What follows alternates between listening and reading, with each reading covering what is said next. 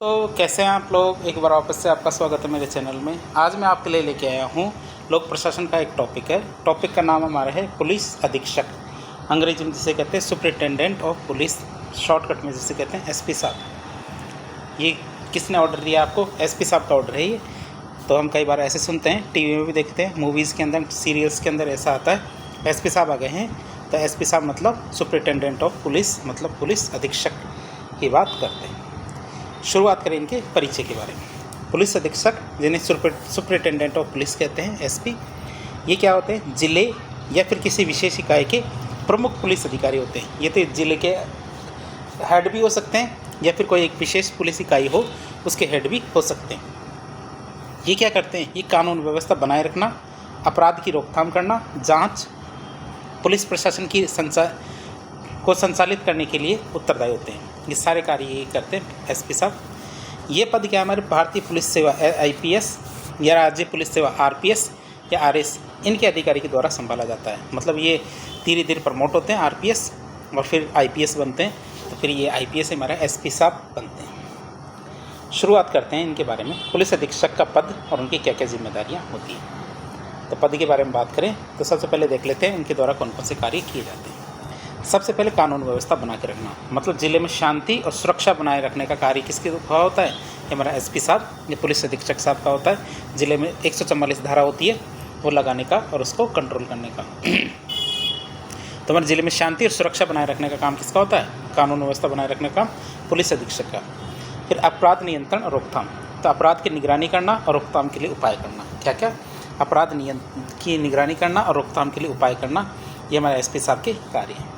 फिर हमारे गुप्तचर और खुफिया जानकारी इकट्ठा करना, गुप्तचर और जो हमारी खुफिया जानकारी है वो इकट्ठा करने का काम भी हमारे एसपी साहब का ही है।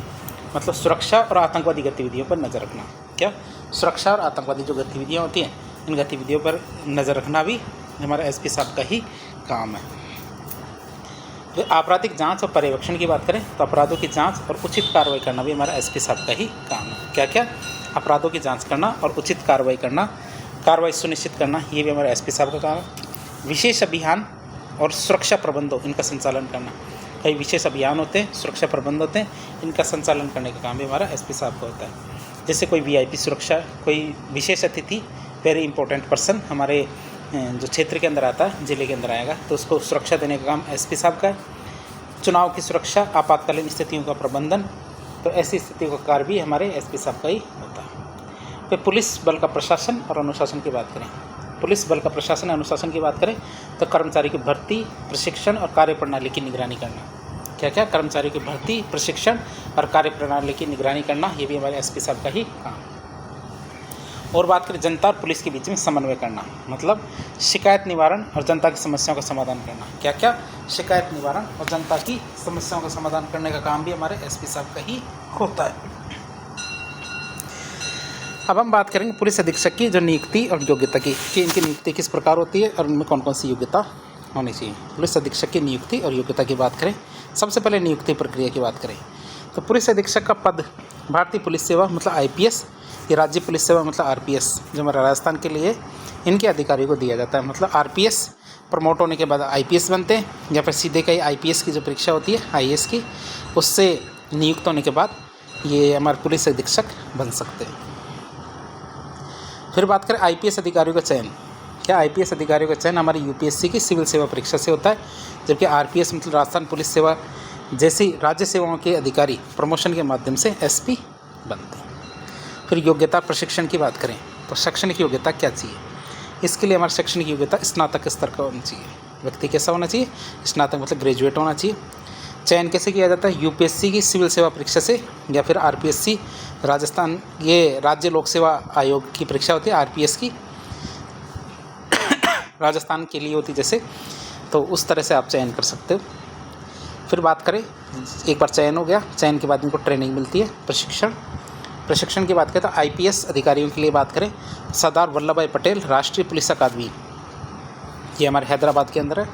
कौन सी? सरदार वल्लभ भाई पटेल राष्ट्रीय पुलिस अकादमी, जो हैदराबाद में है, तो आईपीएस अधिकारियों के लिए है। और आरपीएस अधिकारियों के लिए हमारे राजस्थान पुलिस अकादमी जयपुर में है, तो ये यहाँ पे हमारी क्या ट्रेनिंग दी जाती है। तो प्रशिक्षण अवधि की बात करें तो लगभग 1 से 2 वर्ष की ट्रेनिंग दी जाती है, जिसमें हमें जो चयनित होते हैं उनको कानून व्यवस्था, अपराध जांच, शस्त्र प्रशिक्षण, कौशल, नेतृत्व कौशल और आपराधिक न्याय प्रणाली, ये सब चीज़ें इसके अंदर शामिल होती है जो उनको दी जाती है। फिर कार्यकाल की बात करें तो पुलिस अधीक्षक का कार्यकाल अनिश्चित होता है। जो हमारा पुलिस अधीक्षक होता है तो पुलिस अधीक्षक का कार्यकाल कैसा होता है? अनिश्चित होता है। ये कितने समय तक अधीक्षक बनाया जाएगा ये कोई फिक्स नहीं है। 2 साल भी हो सकता है और 20 साल भी हो सकता है। फिर कंट्रोल की बात करें प्रत्यक्ष कंट्रोल की बात करें, डायरेक्ट कंट्रोल की, तो पुलिस अधीक्षक पर प्रत्यक्ष कंट्रोल कौन रखता है? हमारे भारत सरकार का जो गृह मंत्रालय है, जो होम मिनिस्ट्री है भारत सरकार की, वह सीधा नियंत्रण रखती है। वैसे ये राज्य सरकार के अधीन कार्य करते हैं, लेकिन ये इन पर सीधा नियंत्रण भारत की गृह सरकार का भी होता है। बात करेंगे पोस्टिंग की, मतलब पदस्थापन, स्थानांतरण मतलब ट्रांसफ़र, और निलंबन मतलब सस्पेंशन। तीनों कार्य क्या है राजस्थान के इस परिप्रेक्ष्य में बात कर रहे हैं, नहीं तो सभी राज्यों के अलग अलग होते हैं। राजस्थान सरकार के जो कार्मिक विभाग है, DOP, डिपार्टमेंट ऑफ पर्सनल, इनके द्वारा किया जाता है। तीनों का मतलब पदस्थापन मतलब पोस्टिंग, स्थानांतरण मतलब ट्रांसफ़र और निलंबन मतलब सस्पेंशन। तीनों कार्य कौन करता है? राजस्थान के कार्मिक विभाग। तो ये तीनों कार्य राजस्थान के अंदर ही होता है। अब बात करते हैं हमारे पुलिस अधीक्षक का पदानुक्रम, मतलब इसमें यदि कोई व्यक्ति आता है तो वो किस तरह से प्रमोट होगा, किसके नीचे कौन काम करता है, तो किस तरह से एक पदावधि होती है उसकी बात करें। सबसे पहले जिला स्तर के पुलिस प्रशासन की बात करें। सबसे ऊपर होता है हमारा DGP। क्या DGP होता है? DGP क्या होता है? राज्य पुलिस बल का सर्वोच्च अधिकारी होता है। भाई राजस्थान राज्य की बात करें, आपसे पूछा जाए राजस्थान में पुलिस के मामले में सबसे ऊपर कौन है, तो आपको बताना है DGP। DGP मतलब पुलिस महानिदेशक। डेप्यूटी जनरल ऑफ पुलिस मतलब पुलिस महानिदेशक। फिर होता है अतिरिक्त पुलिस महानिदेशक मतलब ADGP। तो आप ये हमारे विभिन्न विशेष पुलिस इकाइयों के प्रमुख होते हैं। बहुत सारी जो विशेष पुलिस इकाइयाँ होती है उनके हेड होते हैं, जैसे हमारे BSF है, जो RPF है, तो ऐसे करके बहुत सारी जो पुलिस बल इकाइयाँ होती हैं इनके हेड होते हैं हमारे ADGP। फिर होता है IGP। क्या? IGP। यदि आपने दृश्यम मूवी देखी है, होगी तो इसमें जो तब्बू जो अभिनेत्री है उनके द्वारा रोल किया गया है, तो उन्होंने को उस मूवी के अंदर पुलिस महानिरीक्षक या IGP पद के ऊपर दिखाया गया है, जो क्या है जोनल स्तर पर पुलिस का नेतृत्व करती है। जोनल मतलब क्षेत्रीय स्तर पर क्या करती है? पुलिस का नेतृत्व करती है। फिर होता है उप निरीक्षक या DIGP। तो IG के अधीन कार्य करते हुए क्या प्रशासनिक सहायता करती है, क्या IG के अधीन रहते हुए प्रशासनिक सहायता करते हैं। फिर बात करें पुलिस अधीक्षक की, मतलब SP, जिसका जो हमारा लेसन है जिसके बारे में आज बात कर रहे हैं। तो जिले का प्रमुख पुलिस अधिकारी हमारे SP होता है। फिर ASP मतलब अतिरिक्त पुलिस अधीक्षक। यदि आपने वो सरफरोश मूवी देखी है आमिर खान की, वैसे तो आज के युवा है उनके लिए तो काफ़ी पुरानी मूवी है, लेकिन आपने देखी है और नहीं देखी तो देखनी चाहिए, काफ़ी अच्छी देशभक्ति की मूवी है। तो उसके अंदर जो हमारे आमिर खान है उनको ASP जो हमारे राठौड़ साहब बताया गया है, तो उनका रोल किया था, तो बहुत अच्छा रोल था ASP का। नॉर्मली जब भी आप IPS की परीक्षा पास करते हैं तो शुरुआत में आपको SP नहीं बनाया जाता, क्या SP का रोल नहीं दिया जाता। शुरुआत में एक तरह से मान लीजिए आपको ट्रेनिंग दी जाती है और ट्रेनिंग आपको ASP के पद के रूप में दी जाती है। तो SP की सहायता और विशेष कार्यभार दिया जाता है हमारे ASP को। फिर DSP उपाधीक्षक या सहायक पुलिस अधीक्षक। तो थाना स्तर पर पुलिस प्रशासन होता है, जैसे बड़े बड़े थाने होते हैं, एक थाने का एक हेड होता है, वो DSP होता है। हो सकता है उसके नीचे छोटे छोटे थाने भी हो, तो ये हमारे ASP होता है थाना स्तर का। तो हमारे सिविल सर्वेंट के अंदर देखें तो सबसे नीचे का पद हमारा ASP होता है या फिर DSP होता है। बात करें पुलिस अधीक्षक के अधीन कार्यरत कौन कौन से अधिकारी होते हैं। एक पुलिस अधीक्षक है, उसके नीचे कौन कौन से अंडर काम करते हैं। अभी तक आपने देखा कि इसके ऊपर कौन कौन अंडर होते हैं, कौन कौन होते हैं। अब नीचे की बात करें, फिर ASP होता है इसके नीचे, जिले में SP की सहायता करता है। फिर DSP ASP होते हैं, उप विभागीय क्षेत्र की देखरेख करते हैं। फिर CI होते हैं, क्या होते हैं CI मतलब सर्कल इंस्पेक्टर। तो सर्कल इंस्पेक्टर जो थाना प्रभारी या SHO होते हैं, इनकी निगरानी करते हैं। फिर हमारे थाना प्रभारी होते हैं SHO, ये सब इंस्पेक्टर SI जो थाना क्षेत्र की पुलिसिंग का काम करते हैं। इसके नीचे फिर कांस्टेबल होते हैं। तो इस तरह से हमारे क्रम चलता रहता है पुलिस प्रशासन के अंदर। एक बार प्रश्न आया हुआ है जिसमें ये पूछा गया था कि पूरा क्रम ही बताइए, तो आप बता सकते थे यदि आपको ये चीज़ पता होती तो। अब बात करेंगे पुलिस अधीक्षक के विशेष कार्य क्षेत्र की, कि किस तरह से काम करते हैं। आपको ये तो पता है जिले के जो हेड होता है पुलिस क्षेत्र में वो एसपी होता है, लेकिन वह पुलिस के अलावा भी कई क्षेत्रों को हेड करता है। तो विशेष कौन कौन से क्षेत्र है, तो कुछ जिलों में एसपी का कार्यक्षेत्र सामान्य से अलग होता है। जैसे बात करें, कुछ विशेष सुरक्षा बल और इकाइयाँ होती है, उनके हेड के रूप में भी वो काम करते हैं। जैसे राजस्थान के अंदर एक CID ब्रांच होती है, अपराध शाखा, क्राइम ब्रांच, तो गंभीर अपराधों की जो जांच करती है, उनका हेड भी एक एसपी होता है। ATS मतलब एंटी टेररिज्म स्क्वाड, तो ये आतंकवाद से निपटने के लिए तो इसमें भी हमारा ATS होते हैं। और नॉर्मली आपने देखा हो जॉन इब्राहिम, उनको ATS का हेड बनाया जाता है। या फिर आपने फैमिली जो सीरियल है वो देखा हो, सीरियल मतलब जो हमारे मनोज वाजपेयी का एक वो आया था, फैमिली 1, फैमिली 2, फैमिली 3, उसमें ATS के अंदर थे वो। फिर STF मतलब स्पेशल टास्क फोर्स, तो ये हमारे संगठित अपराध और माफिया होते हैं, जो ऑर्गेनाइज्ड क्राइम होते हैं, माफिया होते हैं, इनको कंट्रोल करने के लिए हमारे स्पेशल टास्क फोर्स बनाई जाती है। उनके हेड भी कोई SP ही होते हैं। महिला अपराध शाखा मतलब महिला सुरक्षा और लैंगिक अपराधों की निगरानी के लिए हमारे SP होते हैं। साइबर क्राइम पुलिस, तो डिजिटल अपराधों की जांच करने के लिए साइबर क्राइम पुलिस है। ट्रैफिक पुलिस विभाग में भी हमारे हेड कौन होते हैं, SP, तो सड़क सुरक्षा और यातायात प्रबंधन के लिए SP होता है। अब बात करें जो हमारे पुलिस अधीक्षक है, उनके पास कौन कौन से अधिकार होते हैं, उनकी कौन कौन सी शक्तियाँ होती हैं, उनके बारे में बात करें। सबसे पहले उनकी कानूनी शक्तियों की बात करें, उनके पास कानूनी कौन कौन सी शक्तियाँ हैं।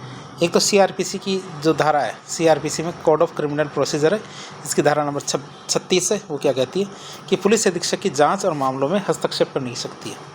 कि पुलिस अधीक्षक कोई भी जांच चल रही है और कोई भी मामला चल रहा है, उसमें SP आता है। कई बार मूवीज़ के अंदर भी देखा होगा आपने, कोई जांच चल रही है, कोई क्राइम सीन चल रही है और अचानक SP आता है, और SP क्या है, बीच में ही जो अपनी जो इनपुट्स है वो देने लगता है। तो किसी भी मामले में हस्तक्षेप करने की शक्ति है उसके पास। धारा 144 लागू करने की सिफारिश, तो ज़िले में कानून व्यवस्था यदि ठीक तरह से नहीं चल रही तो जिला कलेक्टर को कह सकते हैं कि ज़िले के इस क्षेत्र के अंदर धारा 144 लागू करनी है। तो वो खुद लागू अपने इच्छा से तो नहीं कर सकता, इसके लिए उससे जिला कलेक्टर या जिला मजिस्ट्रेट की परमिशन लेनी ज़रूरी है। तो ये तो ऐसा लागू करने का उसके पास अधिकार है कि वो ऐसी परमिशन लेने के बाद ऐसा कर सकता है। फिर अपराधी है, तो अपराधियों की धरपकड़ और गिरफ्तारी के आदेश भी वो दे सकता है कि उसे लगता है कि क्षेत्र के अंदर अपराधियों की संख्या बढ़ती जा रही है, तो उनको रोकने के लिए जो अपराधी है उनकी धरपकड़ करना और गिरफ्तारी का आदेश देना, तो इसके लिए वो ऐसा कर सकता है। फिर ज़िले की जो गुंडा सूची है कि ज़िले में कौन कौन से गुंडे हैं जो सक्रिय रूप से कार्य कर रहे हैं, तो उनकी सूची बनाने का आदेश भी वो दे सकता है। फिर सार्वजनिक सुरक्षा के लिए पुलिस बल तैनात करना, जो सार्वजनिक सुरक्षा है, तो सार्वजनिक सुरक्षा के लिए पुलिस बल तैनात करने की शक्ति भी हमारे SP के अंदर होती है।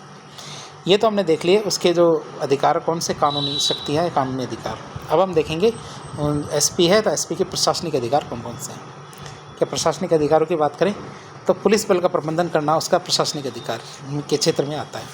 मतलब कर्मचारी की नियुक्ति, स्थानांतरण, निलंबन, तीनों काम किसका, कांस्टेबल से लेके CI तक का, सर्कल इंस्पेक्टर मतलब CI, तो कांस्टेबल से लेके सर्कल इंस्पेक्टर तक का की नियुक्ति कहाँ से कहाँ होगी, ट्रांसफ़र और उसको सस्पेंशन, तीनों काम क्या है हमारे जो SP है वो करते हैं।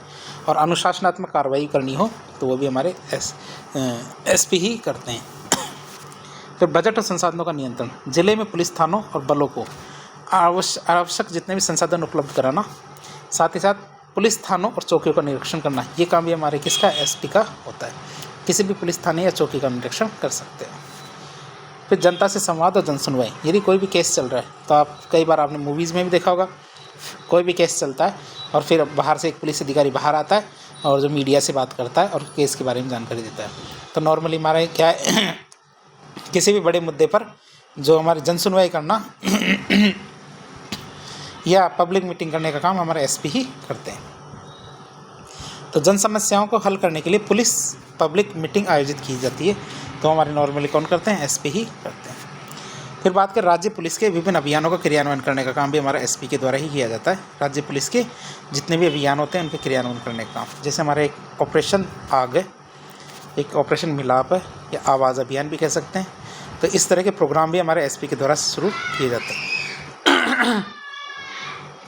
अब हम देखेंगे पुलिस अधीक्षक की कौन कौन सी चुनौतियाँ हैं। पुलिस अधीक्षक के पद में कौन कौन सी चुनौतियाँ हैं जिनको वो निर्वाह करते हैं। सबसे पहली चीज़ आती है राजनीतिक दबाव, मतलब स्वतंत्र और निष्पक्ष जांच में हस्तक्षेप होता है। मतलब कई बार पुलिस अधीक्षक क्या है, बहुत एक निष्पक्ष जांच करना चाहता है, स्वतंत्र जांच करना चाहता है, लेकिन राजनीतिक दबाव के कारण वह ऐसा नहीं कर पाता। फिर संसाधनों की कमी, आधुनिक उपकरण और बलों की पर्याप्त संख्या की अनुपलब्धता के कारण, मतलब आधुनिक जो उपकरण होते हैं, जो जैसे हमारे टेस्टिंग के होते हैं या फिर हमारे गन्स होती है, बंदूकें होती है। कई बार आपने वो वांटेड मूवी देखी हो तो उसके अंदर राधे जो हमारे ये पुलिस अधीक्षक ही होते हैं, लेकिन वो छद्म वेश में होते हैं, मतलब गुप्त रूप से रहते हैं। तो वो भी कहते हैं कि जो उनकी बंदूक सीधी नहीं होती है, तो वो वाली बात आपने देखी हो तो देख सकते हैं कि आधुनिक उपकरण और बल की पर्याप्त संख्या भी इनके पास नहीं होती। अपराध दर को नियंत्रित करना, संगठित अपराध और साइबर अपराध जैसी उनके पास चुनौतियाँ होती है। इनके पास जितनी उनके पास एक्सपर्टीज़ होनी चाहिए वो एक्सपर्टीज़ नहीं होती है। जनता का विश्वास बनाए रखना, पुलिस में पारदर्शिता और जवाबदेहिता की कमी से जनता का भरोसा पुलिस में कम होता जा रहा है। तो जनता क्या पुलिस को सहयोग कम से कम करती है। लंबे कार्य घंटे और मानसिक तनाव, पुलिस बल का अधिक दबाव में काम करना, साथ ही साथ कार्यकाल की अनिश्चितता होती है। तो वो ये कि एक पुलिस अधिकारी 24 घंटे पुलिस अधिकारी होता है, उनके कोई ड्यूटी का टाइम नहीं होता, ख़त्म होने का, शुरू होने का। क्राइम हुआ तो उनको 24 घंटे ड्यूटी देनी होती है। तो इस वजह से वो मानसिक तनाव में रहते हैं हमेशा। साथ ही साथ एक एसपी के कार्यकाल की भी अनिश्चितता है। क्यों? क्योंकि कभी भी उसको उस पद से हटाया जा सकता है। तो ये उनकी कुछ चुनौतियाँ हैं। अब बात करें आधुनिक युग में पुलिस अधीक्षक की क्या क्या भूमिका है। आधुनिक युग में जो पुलिस अधीक्षक है उसकी क्या भूमिका है।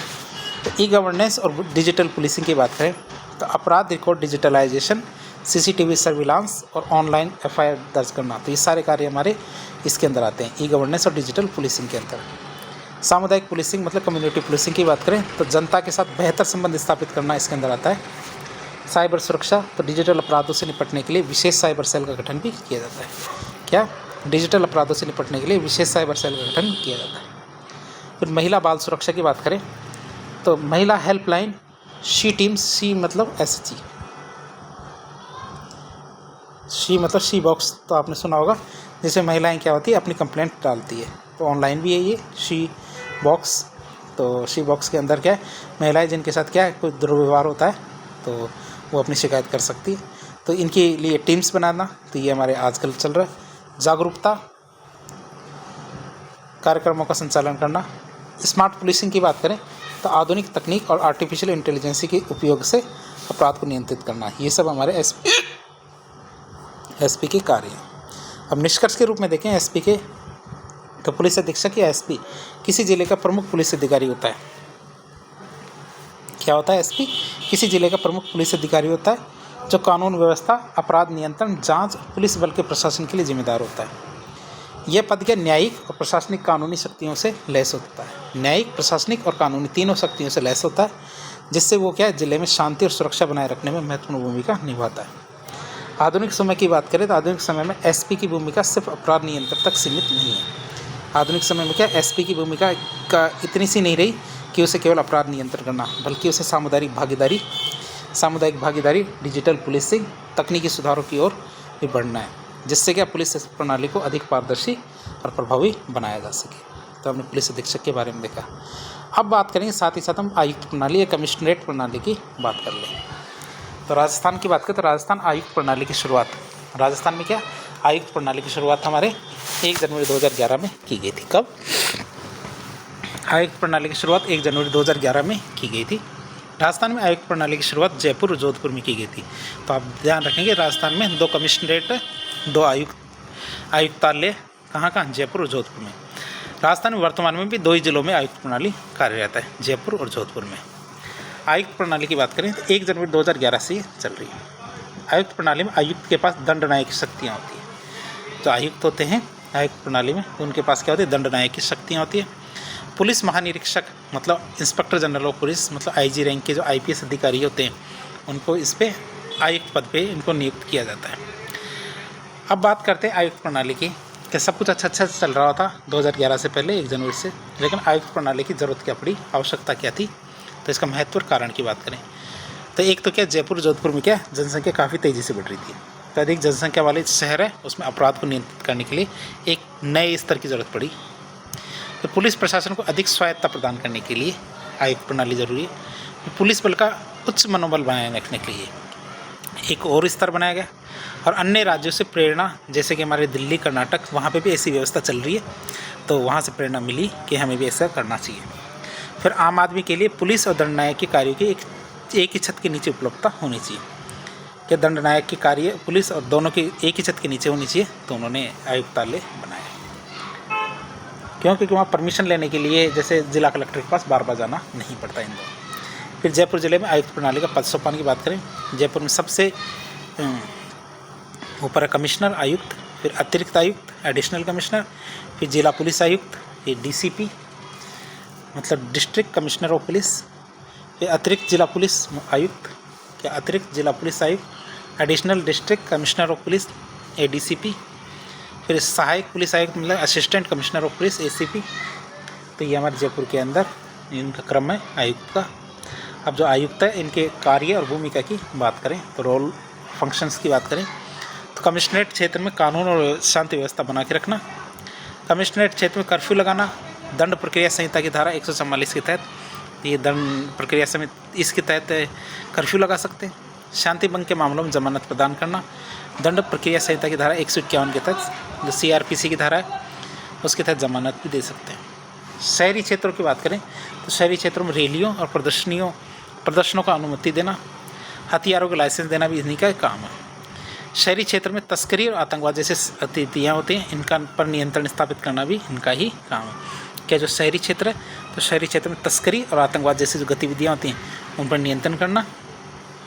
रासुका का मतलब होता है राष्ट्रीय सुरक्षा कानून 1980 का क्रियान्वयन करना हमारे जो आयुक्त है पुलिस आयुक्त उसका काम होता है। और एक कुछ खास बातें देखें इस पद के रूप में तो जयपुर के पहले पुलिस आयुक्त कौन थे, हमारे BL सोनी। वर्तमान के कौन हमारे बीजू जॉर्ज जोसेफ, ये ADG रैंक के अधिकारी है जयपुर के। जोधपुर के पहले पुलिस आयुक्त थे हमारे भूपेंद्र कुमार दत्त, और जोधपुर के वर्तमान कौन है, श्री राजेंद्र सिंह जो IG रैंक के अधिकारी हैं। तो इस तरह से आज हमने पुलिस अधीक्षक और पुलिस आयुक्त 2 पदों के बारे में पूरी जानकारी लेने की कोशिश की। तो इस प्रकार के इन्फॉर्मेटिव वीडियो देखने के लिए हमारे चैनल से जुड़े। वीडियो यदि पसंद आए तो वीडियो को लाइक करें, चैनल को सब्सक्राइब करें, अपने दोस्तों के साथ शेयर करें। धन्यवाद।